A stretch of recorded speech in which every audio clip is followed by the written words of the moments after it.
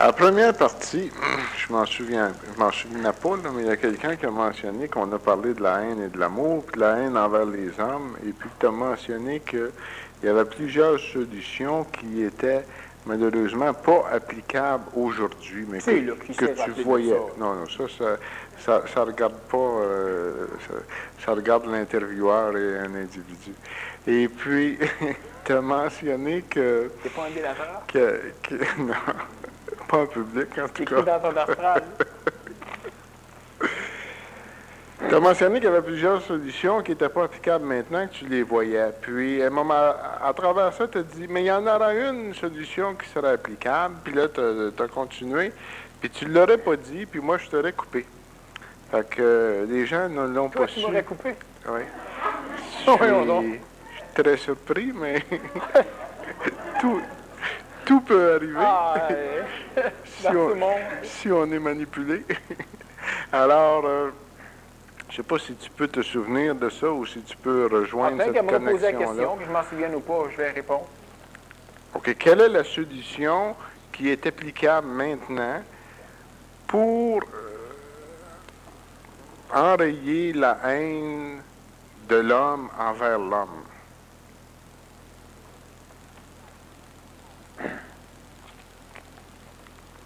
Il y en a tout un lot, mais chaque fois que j'en vois une, je vois l'humain qui trouve des façons de contourner ça. La façon la plus évidente, la façon la plus simple, la plus banale, il faut absolument que l'humain reste en contact avec des sources d'énergie. Tu parles toujours de taux vibratoire, toi, là.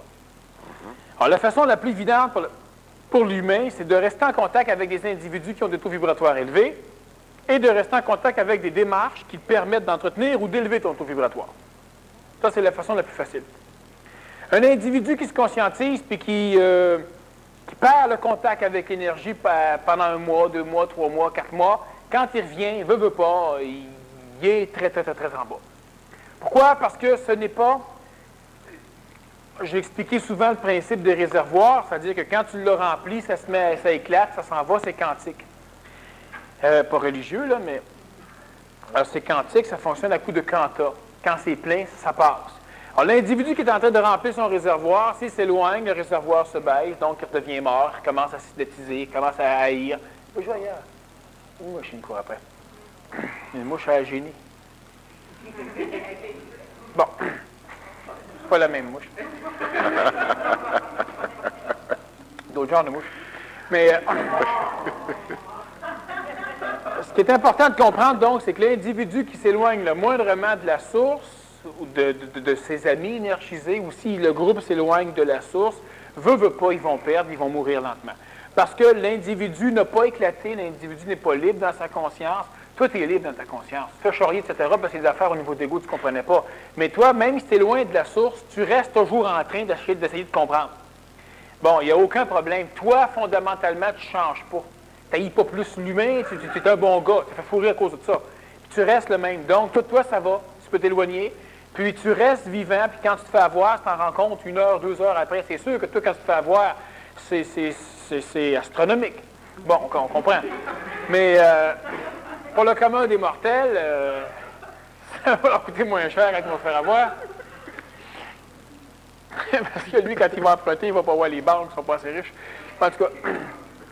Mais pour le commun des mortels, c'est ce qu'il doit faire. Il n'y a rien à faire. Les individus se doivent d'assister le plus souvent possible à des conférences, à des réunions. Je dis souvent qu'entre eux autres, ils doivent se réunir. Le problème, c'est qu'ils se réunissent entre eux autres et ils commencent à s'identiser. Bon, ils essayent de se donner de l'autorité pour parler, alors pour ça, ils vont descendre les autorités extérieures. L'individu, l'humain, si l'humain reste en contact énergétique, il n'y a pas de problème.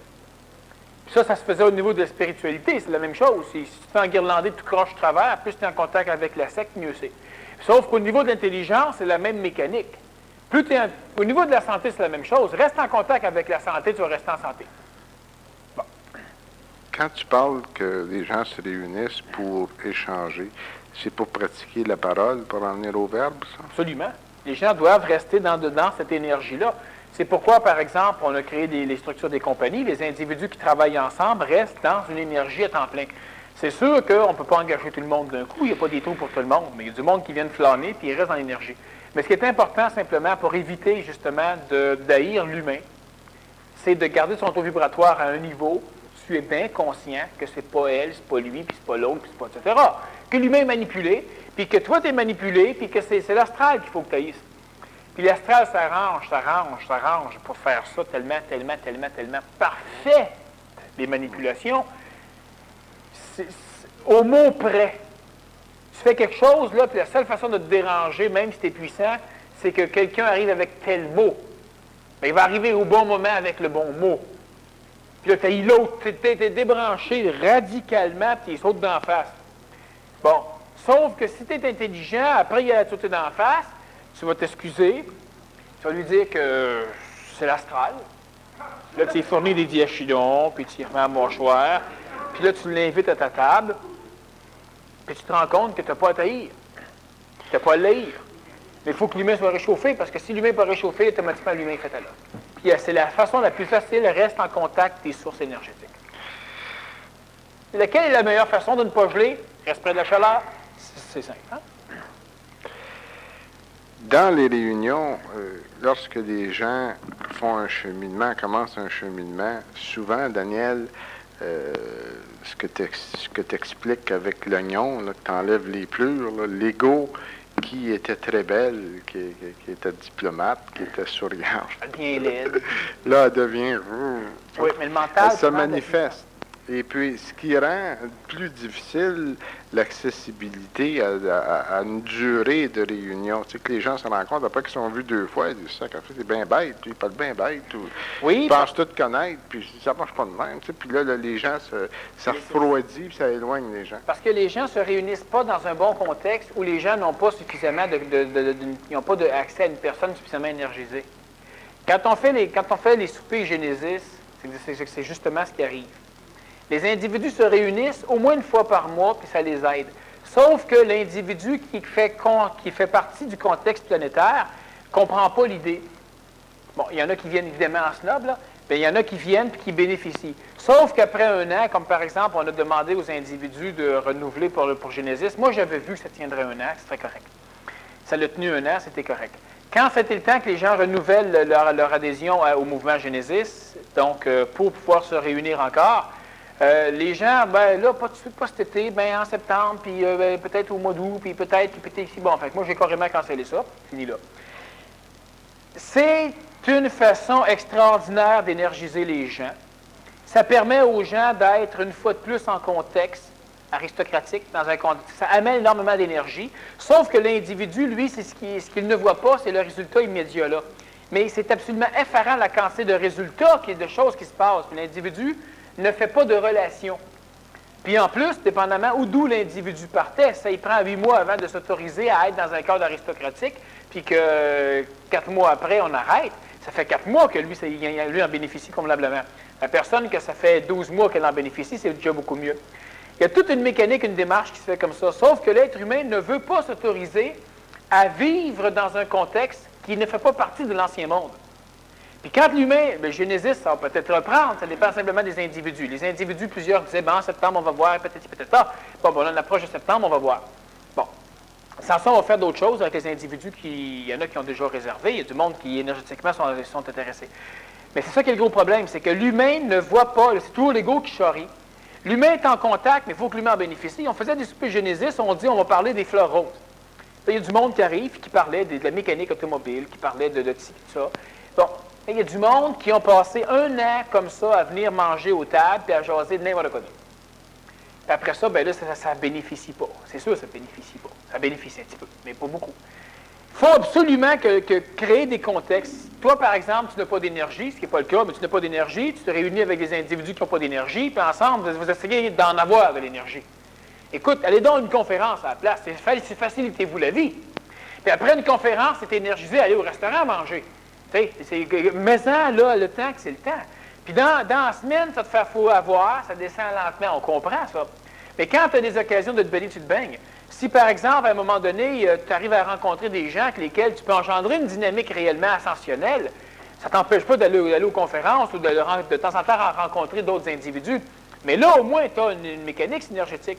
Le danger, c'est quand l'humain se crée une mécanique synergétique, si elle n'est pas assez forte, il va se dissocier avec son groupe. Parce que là, il pense qu'il n'y a plus besoin. C'est une question d'alliance. On a tous besoin d'être ensemble. Le groupe qui s'en va, là, il nous perd, puis on le perd. C'est idiot. Ça, l'humain ne comprend pas ça.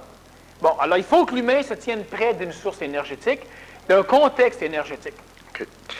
Là, on fait référence à des gens qui ont fait des séminaires, quand tu parles comme ça.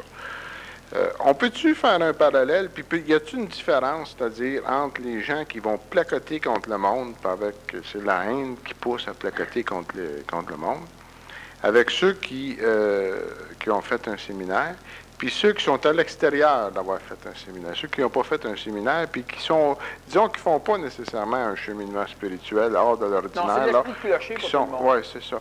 C'est-tu la même énergie, ou bien si le fait qu'ils ont fait un séminaire, qu'ils sont dans une vibration un peu différente, l'énergie, pas l'énergie, mais on les prend différemment, c'est plus subtil, c'est plus difficile de sortir de cette manifestation d'haine. C'est sûr que c'est plus puissant, c'est plus rapide. C'est plus subtil, c'est évident. Mais ça ne change rien à la solution. Si tu es près des sources d'énergie, tu n'auras pas ces problèmes-là. Ça va en avoir. Mais mettons que tu parles contre quelqu'un, puis après ça, on se réunit, puis on s'en rend compte, puis on trouve ça idiot. On règle les problèmes. On continue, nous autres, à traverser toute la connerie du mauvais monde pour se diriger vers le bon monde. Sauf que si on ne s'en rend pas compte, puis on placote, puis tu sois séminariste ou tu sois extra-séminariste à l'extérieur, ça ne change rien au placotage.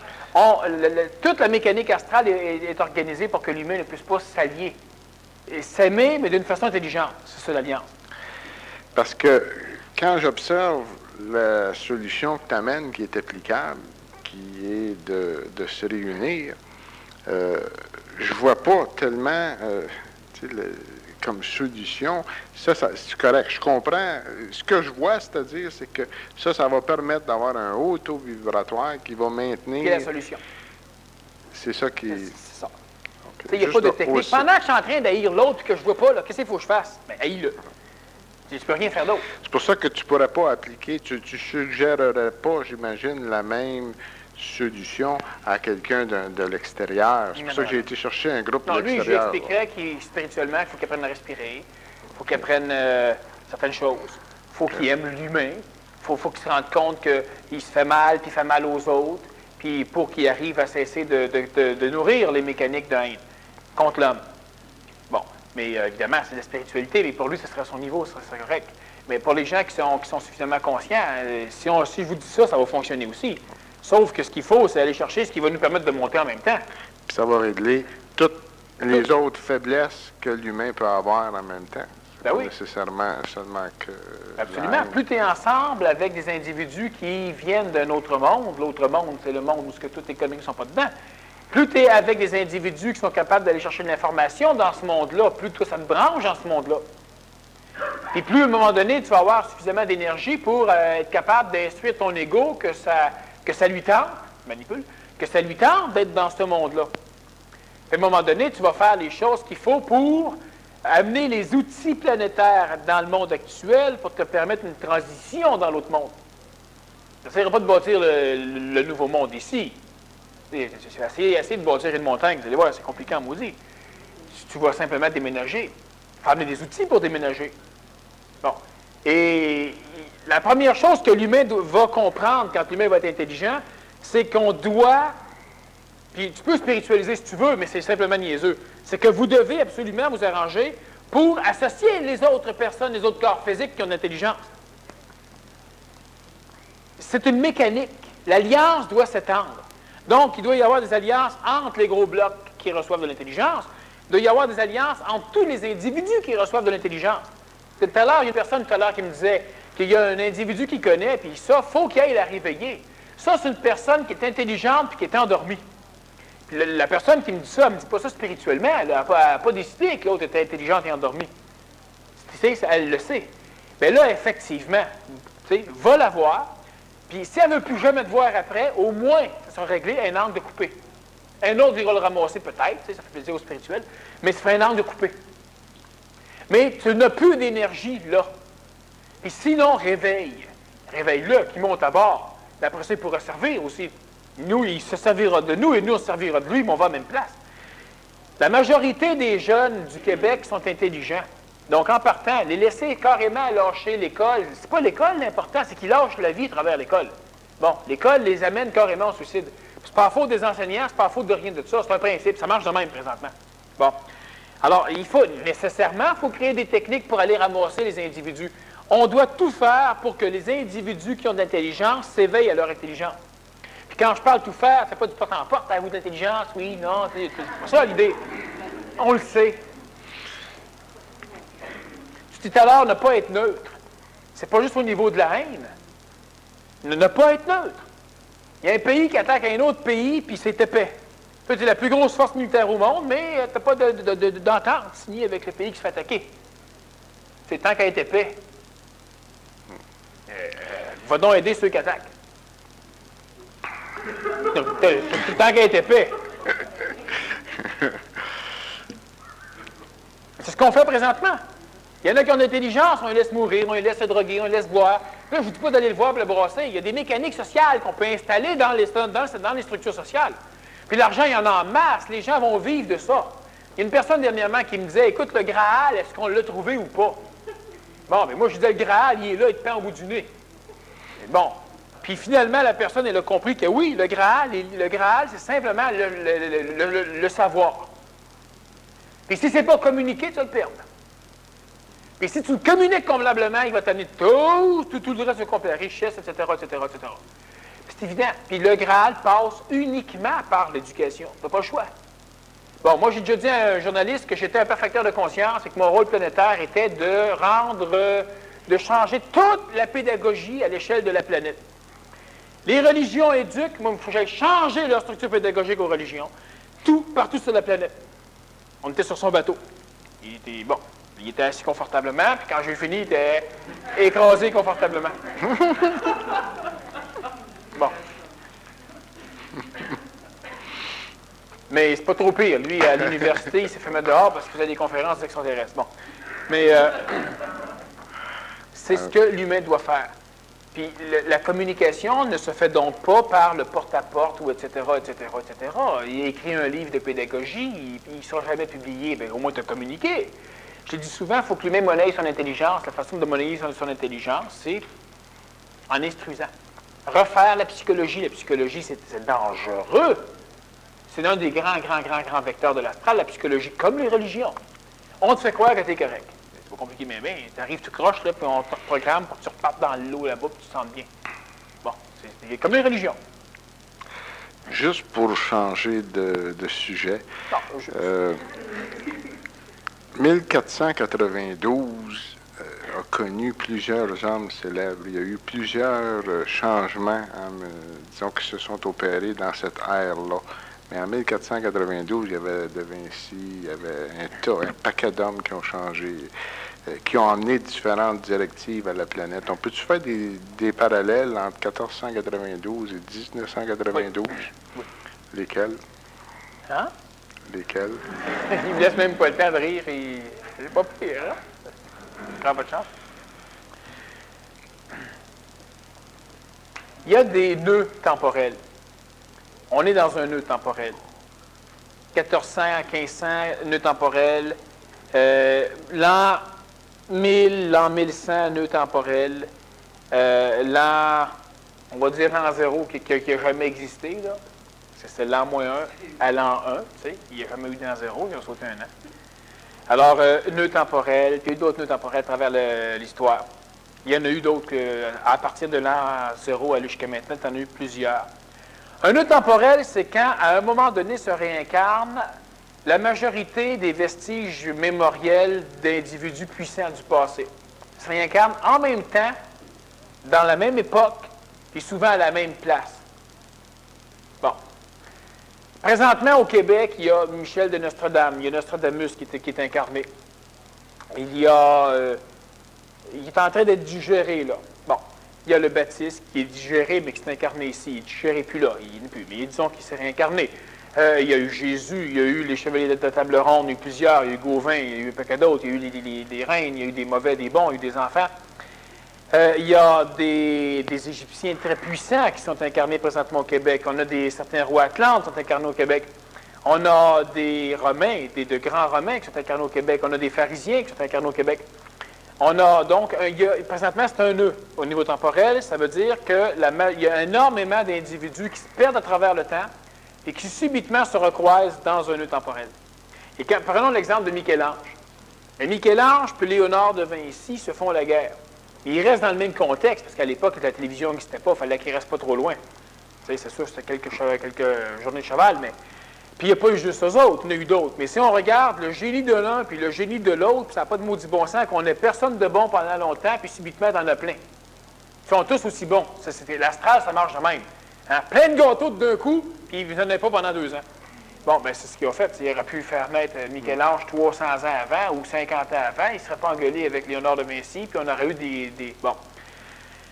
Les nœuds temporels font en sorte que les individus se réunissent. Puis ce qui est important aussi dans les nœuds temporels, ce qui est différent actuellement en 92, de 1900, fin du 20e siècle, c'est que la majorité des réincarnations dans les nœuds temporels sont des réincarnations circulatoires, c'est-à-dire que Léonard de Vinci réincarne pendant 2 mois, 3 mois, 1 an, 2 ans, 3 ans, un individu, puis subitement, la réincarnation s'estompe lentement pour être remplacée par une autre incarnation d'un personnage puissant. Alors, le bonhomme va être un médecin génial, puis à un moment donné, il finira rien parce qu'il n'est plus médecin, il a le goût de la peinture. Là, il commence à être un peintre merveilleux, puis finalement, il a le goût pour la sculpture. Il a le goût pour le génie, puis il a le goût pour d'autres choses, l'astronomie, etc. Il y a eu d'autres époques, l'époque de Newton, par exemple. Bon, on en a eu plusieurs. Il y a eu des nœuds temporels, à un moment donné, où ce que Newton connaît un tel, connaît un tel. Le dernier nœud temporel à part aujourd'hui, c'est à l'époque d'Albert Einstein, à l'époque d'Otto, à l'époque de Oppenheimer, tous ces personnages-là qui se réunissent à un moment donné. Bon, il y a des nœuds temporels. La différence avec maintenant, c'est que les individus qui réincarnent ces personnages-là ont la capacité de les retenir, donc de les digérer. Ça veut dire qu'il en passe un chez moi, puis c'est sûr que je me rends bien compte que je ne me prends pas au sérieux, je ne me prends pas pour lui, je le digère, je ne deviens pas lui, mais je me sers de son énergie pour les choses que j'ai besoin, et il reste prisonnier, c'est-à-dire que je reste moi, et j'ai ça de plus. Et tout ce que ça me permet, c'est que quand je rencontre des individus qui, dans une autre vie, étaient sous ses ordres et qui, maintenant, sont en haut socialement, bien, eux me reconnaissent immédiatement, ça m'ouvre des portes. Bon. Alors, la différence, on est dans un nœud temporel, la différence, c'est qu'il y a de plus en plus d'individus qui sont capables de retenir la réincarnation. OK. 1492, depuis l'an 1, est probablement l'année où on a eu connaissance qu'il y avait le plus d'hommes qui ont changé des choses sur la planète. Christophe Colomb a découvert l'Amérique, qui est venu aux Bahamas. Un tas de choses qui s'est passé. C'est une moustache qui te pousse, là. Il est venu à l'île San Salvador, ça m'a fait penser. Et puis, c'était particulier en 1492. Selon mes observations, Daniel, je me suis aperçu, tabarouette, je ne vois pas d'autres années où il y a eu des changements si radicaux. Ben, c'est l'un des Parce qu'en médecine, tu as eu Paracels, tu as eu Christophe Colomb, tu as eu Léonard de Vinci, tu as eu... il y en a, on peut en nommer une quinzaine qu'on connaît tous, ceux qu'on a entendu parler. On écrivait plus à l'époque que dans les autres nœuds temporels. Mais à l'époque d'Oppenheimer, d'Albert Einstein, etc., là, c'est parce que ça touche moins, tu ne viens pas de là trop. Bon. On a aussi Adolf Hitler, on a Général de Gaulle, Churchill avec Peace. Il y a eu toute une rematricisation du système planétaire qui est aussi grand. Puis ça en ôte rien 1492. 1492 est intéressant, puis il est d'autres. C'est que 1492, peut-être, vu que le niveau de connaissance était bas comparé avec 39-45, ça a paru plus. C'est ça. Ça a été des mouvements plus grands. OK. Mais est-ce qu'il y a un parallèle direct? Oui. Là, tu as mentionné qu'il y a des nœuds. OK. On a connu, là, qu'on vient d'apprendre qu'il y a des nœuds temporels. 1492, ça en était un. Puis là, ben, on arriverait en 1992. Quelle relation qu'on peut faire entre 1492 et 1992? La fin d'un monde. Intéressant. C'est ça que mon professeur de morale, moi. Quand je disais mon opinion, j'avais 0. Fait quand je donnais la sienne, j'avais 100 mais c'est quand même ça. Bon, on parle de 1992, 1492, on n'a rien à foutre du 12. Okay. Est-ce qu'on peut faire des parallèles dans chaque domaine qu'il y a eu avec 1492? Par exemple, médecine, est-ce que c'est un nouveau monde de médecine qu'on va connaître? Non, le parallèle comme ça est un peu inexact. Je peux t'en parler de la médecine qui s'en vient. Le parallèle comme ça est un peu inexact, c'est-à-dire que parce qu'il y a un changement dans la vision du monde des individus, ça a changé la médecine, ça a changé la science, ça a changé l'art. Les personnes sont parties découvrir des mondes. La Terre était ronde pour Colomb. Puis on lui demande comment une Terre ronde peut tenir. T'sais, il a pris un œuf, puis il l'a enfoncé du côté où il y a de l'air, puis ça a tenu. C'est l'œuf de Colomb. C'était Colomb aussi, comme pas mal comme théorie, mais enfin, ça a expliqué toute l'affaire à tout le monde, puis là, il est parti. Il a manipulé les gens. Il a manipulé le monde. Lui, il était plus avancé. Alors, uniquement, du point de vue énergétique, l'énergie qui était là était apte. Il y avait des individus, c'est un nœud temporel, aptes à recevoir suffisamment d'énergie pour changer la face du monde. Actuellement, c'est ce qu'on a aussi. On a le plus grand ramassis d'êtres intelligents que l'histoire a jamais connu. Et la majorité de ces individus-là vivent au Québec. Bon. L'histoire du Québec étant une histoire judéo-chrétienne très médiocrisée, bien, nécessairement, les individus, ça leur prend un laps de temps pour sortir. Évidemment, ça sort de plus en plus, là, mais ça leur prend un laps de temps. Présentement, on est rendu à la fin d'un cycle, à la fin d'un monde. Si on veut faire un parallèle, le gros parallèle se fait là. La fin d'un monde. On ne parle pas uniquement de 92, là, parce que Colomb, il est en 93, puis on a continué, c'est ça. C'est ça. Bon. 92, c'est parce que... Parce qu'on est à 92 présentement, puis ça se passe bien. Ça se pose bien comme question. C'est ça, exactement. Bon, c'est ça. On arrive à la fin d'un monde pour énormément d'individus, parce que c'est évident qu'il y a un paquet de personnes qui n'ont jamais découvert l'Amérique, qui n'ont jamais connu la médecine, qui n'ont jamais rien changé. Ces peuples-là vivent encore à l'époque du Moyen Âge aujourd'hui, même de l'anté-Moyen Âge. C'est quoi? C'est un 3/4 du système planétaire. Donc, c'est toujours pas pour tout le monde. Nous, vu qu'on est les descendants, les résidus évolutifs de cette transformation-là, ça nous touche. En 1492, ça n'a pas changé la vie à grand monde sur la planète Terre. La nôtre, oui. Ce qui, en 92, va aussi changer la vie des individus, ça va changer un peu plus la vie du monde sur la planète, mais pas de la même façon, évidemment. Là. Mais le gros parallèle est là. Si on était en l'an 2100, puis qu'on regarderait ce qui s'est passé dans les années 92-93, commençant par 1900, au Québec, qu'est-ce qu'on verrait? 93, 94, 95, qu'est-ce qu'on verrait? Est-ce qu'on pourrait faire une meilleure relation avec 1492 puis 1992? Vu d'un autre point de vue, là. On va sortir de 100 ans, là, puis là, on regarde ça. Là. On dit, là, ça n'a plus d'importance, les événements sont arrivés, Daniel. Là, là, c'est fait. Dire ce qui ne doit pas être dit à l'époque? C'est ça. C'est ça. C'est exactement ça. C'est bien de gratter. Même si ça ne pique pas. Bon. Oui. Ah, le discours serait un peu différent. OK. Commençons.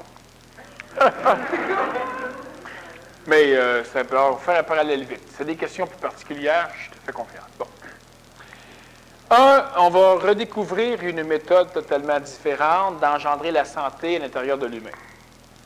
La médecine en 92, on parle de 92 en montant, là, évidemment, on ne parle pas de 1992, on parle du contexte. Donc, on donne 10-15 ans, là, 20 ans même. Plus ou moins 5-6 ans, donc en bas et en avant.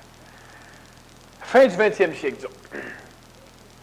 On va se rendre compte que ça ne sert absolument à rien de guérir les corps physiques. Les corps physiques qui sont malades, on va continuer à les entretenir pour les guérir, mais on va découvrir une médecine qui va permettre au corps physique de rester en santé. La santé du corps physique passe imminemment par, 1, la nudité physique, 2, la transparence psychologique, puis il y a toutes d'autres choses comme ça sur lesquelles on pourra revenir à un moment donné. C'est avec une étape, ça. Là. Non, le premier, tu as dit la nudité? Oui, la nudité. Nudité? Tout nu. Ah ouais? Pas de vêtements. Ah, OK. Quelqu'un à l'air. OK. OK. Non, des fois.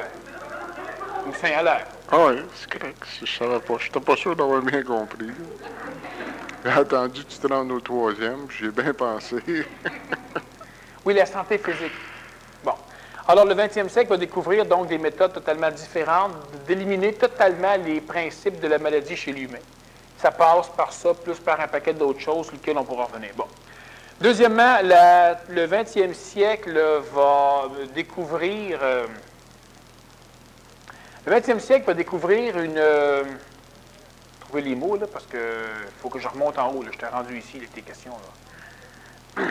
J'essaie de t'expliquer au 20e siècle c'était quoi, là, mais on va retourner en haut. Repose la question, là. Bon. On est en 2100, puis on regarde en arrière ce qui s'est passé dans les années 92 à 2000. Bon, il va y avoir l'élaboration d'un contexte, il va y avoir l'élaboration d'hôpitaux qui vont s'occuper uniquement de guérir les corps astraux. Il va y avoir ce n'est pas de la médecine, ce n'est plus de la psychologie. La psychologie va être reléguée au niveau des trépanations au début de la médecine neuronique. Ça va être relégué un peu. La psychologie va, si on fait un parallèle 1992-1492, la psychologie, la psychiatrie va être considérée comme de la magie puis de la sorcellerie en termes de qualité. Là. Ça va être du charlatanisme à peu près aussi pur. Même si ça fonctionne de temps en temps, un peu comme le sorcier qui vient d'aspirer, puis qui crache un peu partout, puis qui danse pendant 3 jours de temps. Il y a un patient sur 20 000 qui a envie, les autres meurent de rire. Bon, mais c'est un peu la même chose. Bon, alors il va y avoir l'instauration d'hôpitaux pour les corps astraux. Les corps physiques ne seront plus malades et on va travailler les corps astrales vers la fin du 20e siècle. Je ne te dis pas que c'est à l'échelle planétaire, c'est au niveau de l'innovation, au niveau des mécaniques de psychiatrie. C'est la direction que ça va prendre. Exactement. Comme avec Paracel, ça ne s'est pas mis à grandeur de la planète connue à ce moment-là. Ça a été une direction qui a été... Il va être reconnu que la possession existe, reconnu que l'humain est totalement vicié, il va être reconnu que l'intoxication d'une conscientisation de mécanique de pollution qui va se faire non pas uniquement au niveau du système matériel, mais au niveau du système astral, puis au niveau du système mental de l'humain. Il va y avoir aussi au niveau social tout un changement complet au niveau des contextes. Le mariage va être totalement dissous et absous. La possession de l'humain va être remise en question complètement. Ma femme, mon enfant, mon mari, ça va vibrer d'une façon extrêmement irritante dans la conscience de bien des gens. On n'aura pas tout changé de suite non plus. On va découvrir aussi la façon de placer, la façon d'orchestrer l'appel réincarnationnel à travers les individus. C'est-à-dire qu'on va même être capable de prendre des individus qui ont des torts physiques, grosses problématiques, puis on ne les euthanasiera pas. On va avoir la capacité de transformer leur biologie de façon à permettre la réincarnation de personnes structurées fonctionnelles. Il va y avoir aussi l'accréditation et le support complet vers la fin du 20e siècle des mécaniques informatisées robotiques, c'est-à-dire que l'humain va pour la première fois de son histoire accepter de se laisser remplacer par la machine sans avoir peur de perdre son emploi parce que l'humain va découvrir qu'il a effectivement droit à une société de plaisir. Quand je parle de plaisir, je ne parle pas de plaisir sexuel, je parle d'une société de plaisir, une société de repos, où l'humain aura le temps de s'occuper de ce qu'il a à faire pendant qu'il va laisser les machines s'occuper de tout ce que l'humain s'occupait jusqu'à là. Donc, les usines sont robotisées, l'enseignement est informatisé, les vols d'avions, le conduite automobile. L'humain va accepter que la cuisine se fasse par des machines. L'humain va comprendre qu'il ne perd pas de crédibilité ou d'estime propre en remplaçant les vils travaux par les outils qu'il a créés vers la fin du 20e siècle.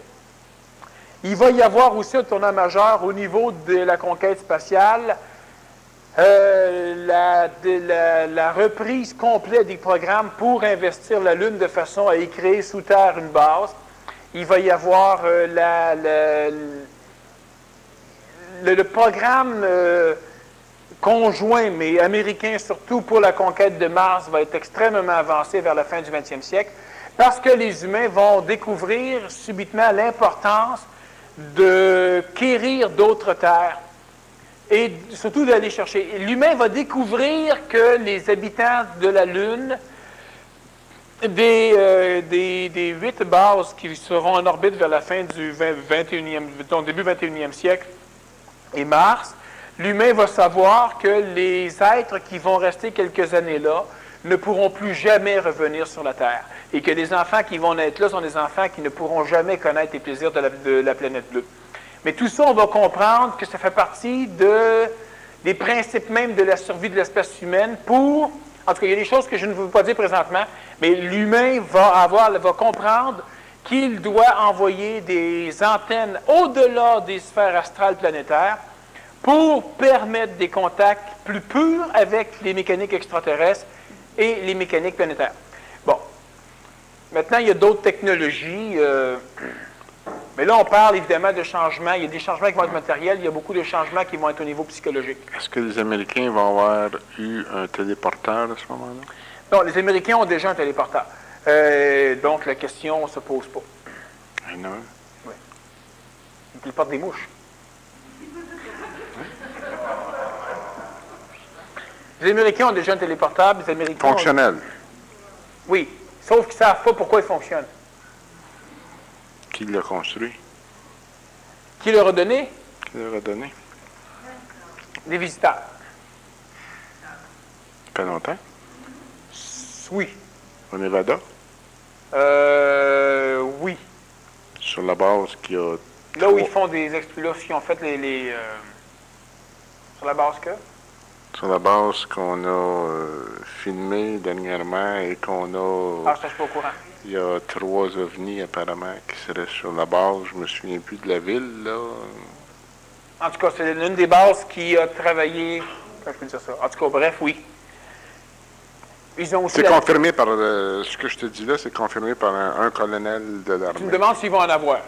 Non, pas les téléporteurs. Okay. Oui, mais qui peuvent... Parce qu'ils ont déjà, les Américains, un appareil pour voyager dans le temps. L'avantage qu'il y a, c'est que l'appareil voyage uniquement dans le passé, puis dans un futur très restreint, très limité. Ils ne peuvent pas avancer à plus qu'à coup de quelques années, 30-40 ans en avant, puis ils ne peuvent pas dépasser la frontière de l'an 2000.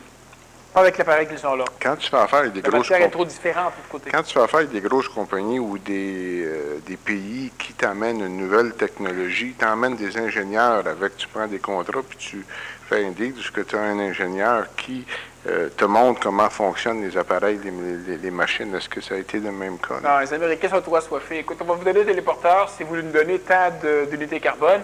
Et puis, allez-vous nous fournir quelqu'un pour nous montrer comment on s'en sert? Non.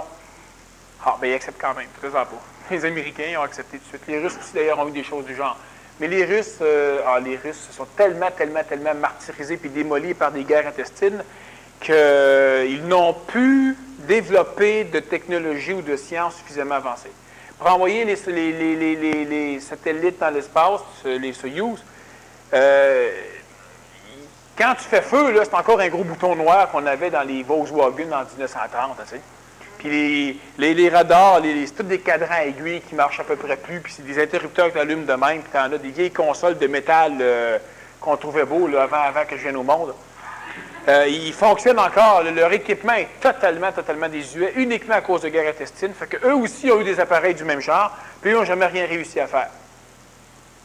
Alors, Ça serait la raison pour laquelle ils se sont alliés avec des alliés, les Russes? Non, c'est simplement parce que les intraterrestres ont une peur massive d'une guerre nucléaire entre ces pays-là.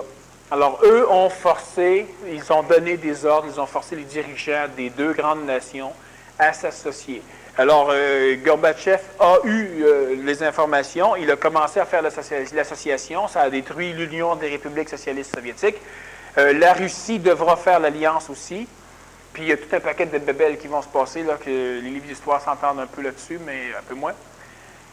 Mais en tout cas, bref, il y a un gros tournant vers la fin du 20e siècle. Surtout, ce qui va arriver, ça va être l'intervention massive de mécanique extraterrestre, mais uniquement pour des individus. Autrement dit, il y aura ceux qui vont partir, puis il y aura ceux qui en auront entendu parler. Le monde le plus nouveau qu'on pourrait faire comme parallèle, 1492-1992, est-ce que ça serait les voyages sur d'autres planètes ou bien ça serait que l'homme va communiquer avec sa propre source? C'est beaucoup plus ça, c'est beaucoup plus exponentiel. Sur les autres planètes, ça a des pets. Tandis que pour Christophe Colomb, c'est tout un amancheux.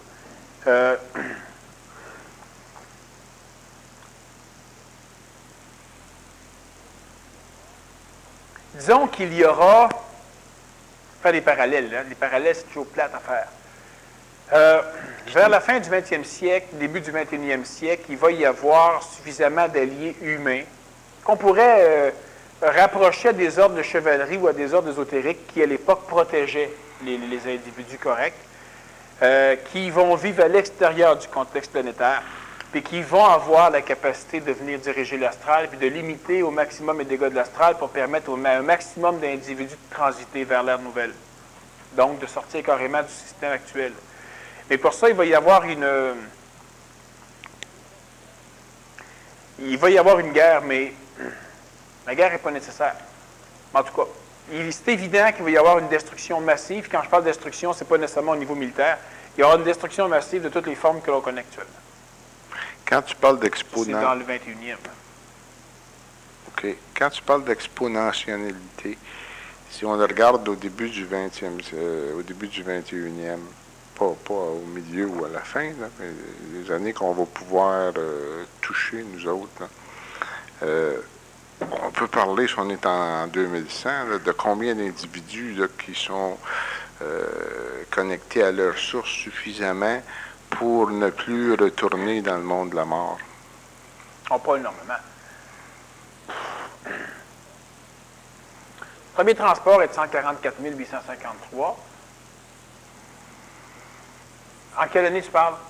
Bon, l'année 2000, 2010, c'est des années que... Quelle année t'as dit? 2100? 2100. Non, les années qu'on va pouvoir toucher, nous autres, là, tu sais. Ben, en ce qui me concerne, moi, les 2100, 2500, 3000, 3002, je vais pouvoir toucher. Oui, mais nous...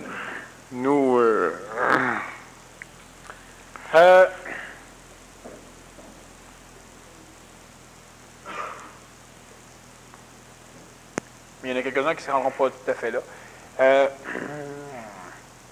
Il y en a qui vont embarquer dans... Ils vont avoir leur billet. Le billet en poche. Ils vont embarquer dans l'avion. D'accord. Par rapport à la question que tu poses là, présentement, considérons approximativement 17 à 22 000 individus, dépendamment de la date exacte. Alors que la majorité des gens ici, biologiquement, vont pouvoir toucher, là, autour de 17 000 à 22 000 individus, qui vont être en contact suffisamment puissant pour spirituellement faire office pour l'humanité d'un ordre de chevaliers, enfin des défenseurs. Et quand je parle chevalier, évidemment, on s'entend, là, c'est une spiritualisation, c'est un parallèle qu'on fait. C'est pas des militaires, le chevalier est militaire, mais je parle chevalier dans le sens toujours de délivrer la veuve et l'orphelin, hein, qui ne font pas partie, ni ça regarde ni la femme ni l'enfant, la veuve et l'orphelin. On parle de l'intelligence et de la conscience. Alors, autour de 17 000 à 22 000, dépendamment de la date.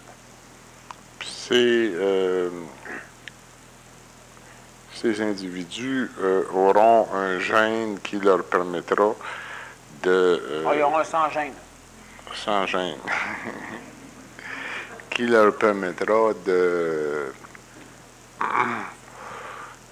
diriger la race. Je ne vais pas en parler parce que présentement, ça va trop nuire. Ces individus-là vont avoir la capacité de voyager sur la Terre, de voyager à l'extérieur de la Terre, de voyager dans le temps. Ces individus-là vont... à un moment donné, probablement qu'on pourra en parler, à moins que tu aies des questions particulières. Mais je ne veux pas trop parler de ce qu'ils vont faire ou de comment ils vont le faire, parce que l'astral est totalement à l'écoute. Ces individus-là existent déjà présentement, et plusieurs sont déjà au monde, plusieurs sont déjà en formation, certains le savent, d'autres le croient.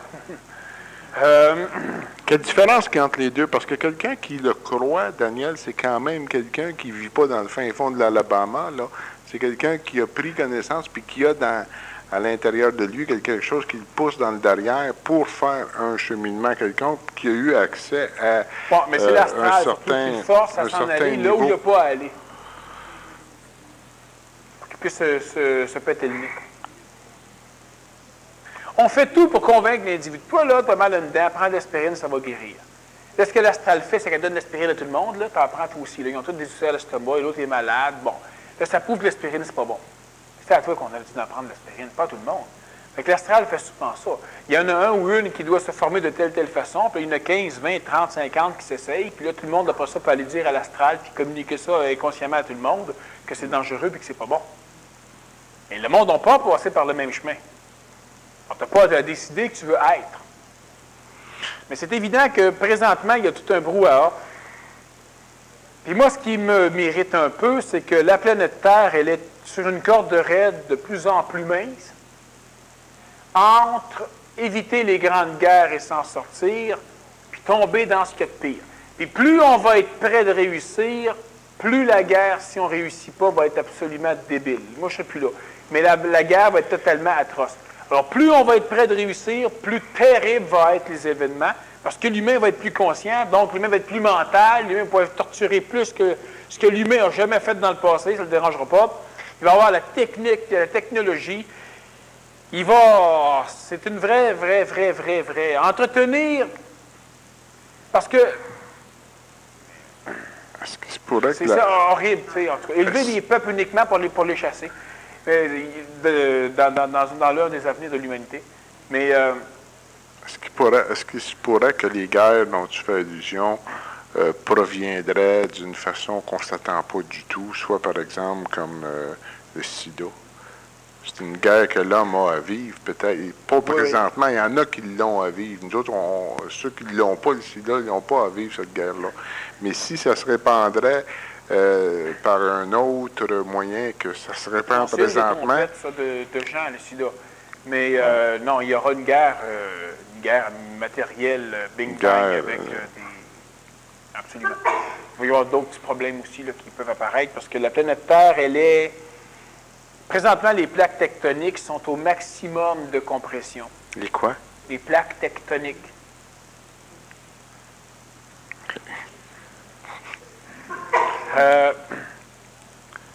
Les plaques intercontinentales. En tout cas, bref, il va y avoir un mot du paquet de tremblements de terre. Alors, une plaque tectonique, c'est une des plaques qui vit sous la matière en fusion du centre pas du centre de la Terre, le centre est creux, mais sur le dessus. Et ça bouge. Puis ces plaques-là se déplacent sans arrêt. Mais présentement, les plaques intercontinentales s'accotent les unes sur les autres depuis trop longtemps. Puis la pression est au maximum. Alors, ça va péter à bien des places en même temps. C'est évident, mais c'est une question d'émancipation de la conscience des gens du Québec. Alors, il y aura deuxième trompette. Elle va être pas mal forte, on va l'entendre de loin. Mais on parle de trompette, évidemment. C'est pas tromper l'homme, c'est pas le distraire. Alors, c'est pas le sida. Le sida, c'est intéressant, mais on est déjà en train de le battre, le sida, là. Je dis sida, ça peut être autre chose. Là. Est-ce que c'est frictionnement de plaques, cette pression qui va éclater, va débalancer la planète Terre et la replacer dans un angle? Non, ça ne sera pas de pousser de moustache à personne. Mais par contre, ce qui est certain, c'est qu'il va y avoir tout un... Est-ce que ça va faire des changements Je veux pas en parler. Des déplacements d'eau? Ça fait partie de la désolation du monde des autres. Le moindrement qu'il va y avoir un mouvement tectonique dans une ville particulière, du moment que ça va commencer à bouger un peu, à cause d'une pédagogie, d'une éducation totalement viciée à l'échelle de la planète Terre, la majorité de la jeunesse mondiale, quand je parle de la jeunesse, je parle de ceux qui ont la capacité d'avoir de l'intelligence. Même à 40 ans, c'est la jeunesse. La majorité de ces gens-là vont s'irriter au maximum, ils vont devenir mentalisateurs, puis ils vont engendrer des guerres civiles partout, du vandalisme, de la destruction. Détruit Montréal un peu, là, un tremblement de terre majeur, non, pas Montréal, détruit le Canada, comme il faut, là, avec les États-Unis, puis une partie de l'Europe. Empêche les pays riches de venir nous aider. Puis là, si tu n'as pas une arme réelle, tu ne vivras pas longtemps ici. Ça va être l'anarchie de destruction majeure à l'échelle du pays qui va être atteint. Alors, l'un des graves problèmes, ça va être ça. Quand ce qui permet à l'humain malheureux d'être un peu bien, les distractions seront plus accessibles, vont être détruits. L'humain va être carrément... Présentement, l'humain, c'est à l'échelle de la planète Terre, partout. Je ne parle pas des peuples perdus, le Tassadai ou Pidjanjara, ou etc. Là, je parle de l'humain en général. Donc, tous les pays répertoriés sur les cartes avec des gouvernements. Tous ces humains-là, 5 milliards 400 millions d'humains, sont des humains qui sont extraordinairement malheureux, extraordinairement défaits. C'est pourquoi ils s'accrochent à des religions qui les bafouent sans arrêt, ou à des sciences qui les bafouent sans arrêt, ou à des gouvernements qui les bafouent sans arrêt. Et quand tu vas éliminer ça, l'humain va être totalement désemparé, totalement perdu, c'est la panique générale. Puis les égos vont en panique, vont déconnecter l'humain complètement des structures d'intelligence. Puis là, en panique, l'ego va faire n'importe quoi, il va s'en balancer. Il n'y a plus rien à perdre qui va se dire, puis ça va être une anarchie majeure à l'échelle planétaire. Ça, c'est une des grandes destructions. Est-ce qu'à ce moment-là, les mondes parallèles viennent de couper avec l'homme? Parce qu'ils l'ont amené, ils l'ont dirigé. L'intelligence va couper avec l'homme, pas les mondes. C'est l'intelligence qui va couper. L'intelligence va se dissocier, elle va amener avec elle les transportables, puis on va laisser les choses se faire là. En mentalisateur, on va regarder et on va dire, écoute, dans 300-400 ans, ça va arrêter, là. Puis on verra. Mais c'est évident qu'à cette époque-là, il va y avoir un kidnapping majeur des enfants, de quelques adultes, de la part de ceux qui auront été transportés. Dans quel mais je ne veux pas parler. Non, pas Jean Paul, mais... Non, c'est ça. C'est des choses qui vont arriver, mais... L'homme qui va se connecter avec sa source de façon constante ou à volonté, qui va être en mesure d'avoir atteint le niveau, le niveau pour le faire. Pose-moi la question. Qu'est-ce que tu fais quand? Ou qu'est-ce que tu vas faire quand? Ou qu'est-ce qui se passe quand? ça se téléporte, hein? Oui, ça me mélange. Oui, ma question c'est, OK, un homme, parce que tu vas en amener d'autres à ça. OK? Non, mais il y en a d'autres qui vont y aller, oui. Il y en a d'autres qui vont y aller. Ouais, tu les amèneras pas, mais il y en a d'autres qui vont y aller. Alors, pour toi et ceux qui vont y aller... c'est difficile à dire pour toi. Vas-y, continue. Non, c'est bon. Non, pour toi et ceux qui vont y aller. Parce que je veux pas couper et dire que toi, tu vas y aller, puis il y en a d'autres qui vont y aller aussi. Qui vont entrer dans leur source, qui vont être dans leur esprit. Comment ça va fonctionner au niveau de la science, par exemple, Daniel? Tu sais, aujourd'hui, la science est faite par des gens qui ont étudié, qui ont un bagage de connaissances, puis qui pratiquent un peu, puis on les met ensemble dans un melting pot, puis tu sais, ils agrandissent les connaissances, ainsi de suite. Mais quand tu es connecté avec ta source, tu as accès à l'information.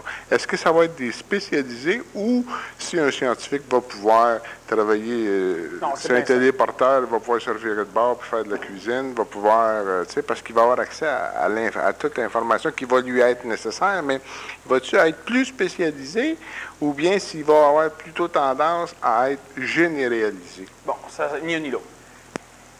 À l'instant où moi ou les autres vont être en contact permanent avec leur source, moi je suis en contact permanent, puis je suis en contact volontaire plus puissant. Et à l'instant, mais c'est pas suffisant, à l'instant où ces individus-là vont avoir transformé la totalité des ressources astrales en double éthérique, c'est pas juste avoir un contact. Le contact t'amène le savoir. Après ça, il faut que tu puisses avoir de la volonté. Après ça, de la créativité. Quand tu as la créativité, pendant que tu as le savoir, tu amènes une nouvelle science. Moi, c'est la pédagogie. Bon. La médecine à un moment donné. Bon. Quand tu as la volonté, tu vas maintenant créer des empires. Des empires en termes d'affaires, des empires en termes de gouvernement, des empires en termes de société secrète, mais tu crées des empires. Bon. C'est-à-dire que tu as la volonté maintenant pour appliquer le savoir que tu as, donc tu es maintenant capable de bénéficier de ton savoir dans un contexte comme celui de la planète Terre. Et quand tu as la créativité, qu'est-ce que tu fais? Tu peux créer. Alors, tu fais une seule chose, tu as fait tout de suite, tu sacs ton camp. Ça veut dire quoi? Ça veut dire que moi, je vais amener des nouvelles sciences et les autres vont amener des nouvelles sciences tant qu'ils n'auront pas la capacité de s'en aller. À l'instant, on va avoir la capacité de s'en aller, au yarb la science, pas au yarb la planète, pas au yarb le passé, pas au yarb tout, on s'en va. Ce qui va arriver, c'est qu'un autre qui est en train de monter va lui amener une nouvelle science aussi. Il va pouvoir amener une nouvelle science par-dessus la science qu'on aura amenée, détruire même les sciences qu'on aura établies à l'époque pour mettre une nouvelle science par-dessus qui peut ajuster avec le contexte psycho-ascensionnel des individus. Mais l'individu qui a un contact libéré, un contact avec sa source, libéré des contraintes planétaires matérielles, ne reste pas à l'échelle planétaire. Ça ne l'empêchera pas de faire des visites s'il y a des affinités énergétiques à accomplir ou à combler. Parce qu'il y a une différence entre combler un besoin psychologique et combler une mécanique énergétique. Et puis, l'individu peut, un individu ou deux ou trois sans planétaire les rencontrer, mais il n'y a pas de nouvelles sciences, il ne reste pas là. Est-ce qu'il va partir au moment où il va avoir au moment où il va être en mesure de cristalliser son âme? Bien, cristalliser son âme, c'est un terme très intéressant, mais qui est un petit peu faux. C'est-à-dire qu'il provient du passé. Matérialiser d'abord? Mais non, cristalliser son âme, on peut dire purifier son âme? Non. La purification est nécessaire pour la cristallisation dont je parle. Cristalliser son âme, c'est uniquement créer, c'est finaliser le double éthérique pour en faire un transporteur séraphique. Ça fait qu'effectivement, dans l'ordre chronologique, tu as raison dans ce que tu dis, mais du moment qu'il y a un transporteur séraphique, l'âme est solide. Oui. Mais pourquoi il n'y a plus d'ego, il n'y a plus rien, la lumière traverse. Bon, c'est un double éthérique qui est maintenant un transporteur séraphique, puis avec ça, il voyage au-delà des limites imposées par la quadrature dimensionnelle actuelle, et puis l'individu voyage donc plus vite que la lumière, et c'est bon. Fait que là, maintenant, on peut dire, ça s'appelle du voyage, en tout cas. Tu n'as pas besoin de passer par l'agent de voyage. Non, ça c'est du voyage. Pas besoin d'American Express pour avoir ton billet. Non. Ils ne savent pas quitter, mais ils s'en balancent. Ça, c'est du voyage. Okay. Ça, c'est du voyage. Est-ce que tu dois te limiter à la densification de ton âme, j'imagine? Hein? Parce que l'âme est un véhicule qui s'est transformé. Tu me poses la question à moi ou tu dis non, niveau absolu. Je retire ce que j'ai dit, là, parce que j'ai mal dit ce que je voulais dire. Lorsque ton âme, ton séraphique est formé, c'est un véhicule que tu utilises pour voyager dans le temps. Transporteur séraphique, oui. Transporteur séraphique que tu utilises. Tu n'as plus d'âme, ton corps est totalement christifié, le corps de chair est un corps de lumière. Okay. Tu n'as plus d'âme parce que tu t'en vas. Mais lorsque tu reviens sur la planète Terre, ce transport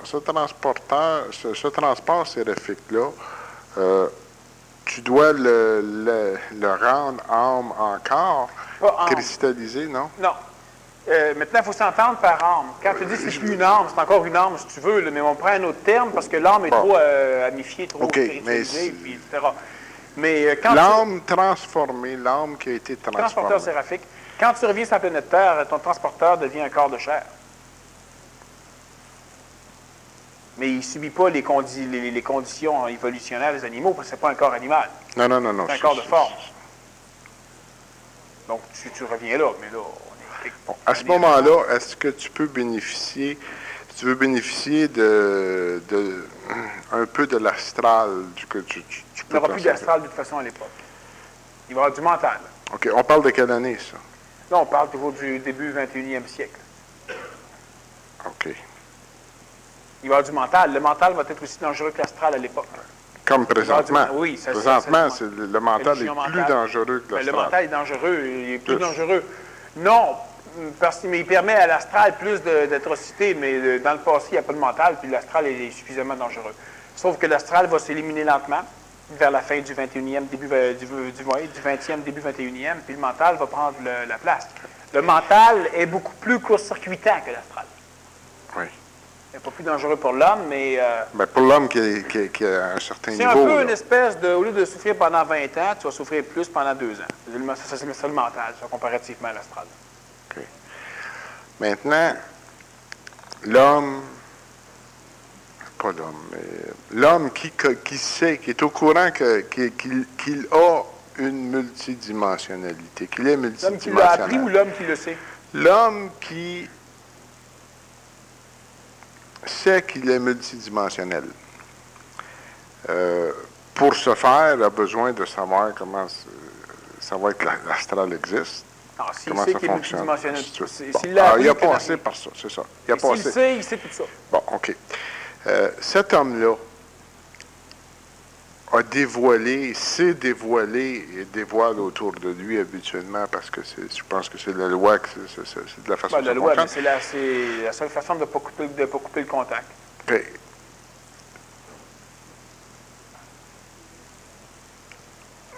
Il a déchiré des voiles d'un monde qui est parallèle au monde apparent de l'homme présentement.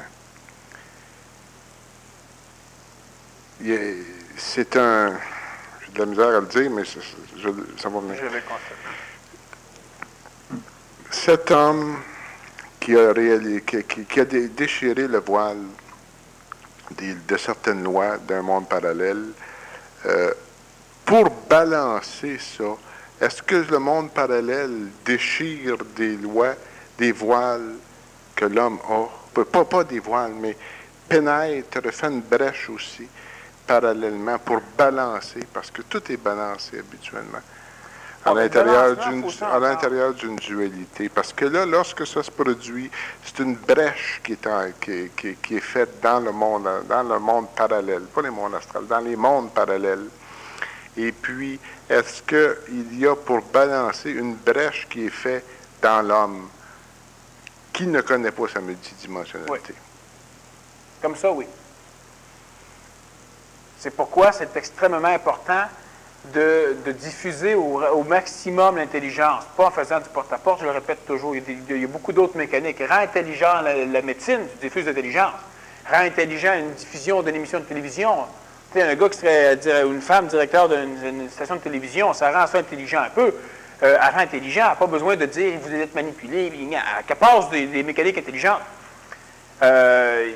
Plus on va rendre ça intelligent à l'humain, plus on va être capable de colmater les brèches, enfin de diminuer les assauts de l'astral. Mais c'est évident que chaque fois qu'on se conscientise ou qu'on brasse quelque chose, ailleurs dans le monde, là où il y a un chaînon faible, l'astral se dirige là-dessus pour taper ça au maximum, de façon à être capable de créer un ennemi matériel suffisamment puissant pour venir anéantir le corps matériel qui permet à l'intelligence de descendre.